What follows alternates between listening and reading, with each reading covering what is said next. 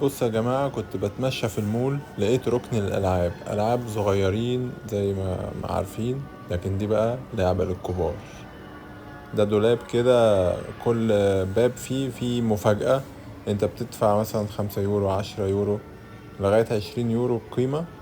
وبتفتح وانت ورزقك بقى، انت وحظك يعني. هي حاجة ليها علاقة شوية بالحظ يعني. بس فأنا حبيت أفرجكم يعني. هنا أسعار من 5 ولا 20 يورو مثلا. ده رقم 13. دي هتبقى الهدية بتاعتك الشكل ده. مش عارفين ايه اللي فيها خالص يعني. دي المفروض دي حاجات تبع أمازون. ده رقم 21 كده.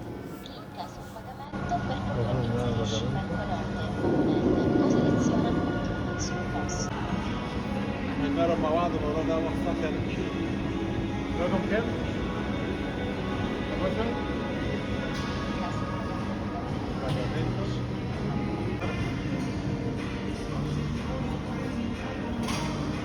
هاتي هنا بقى.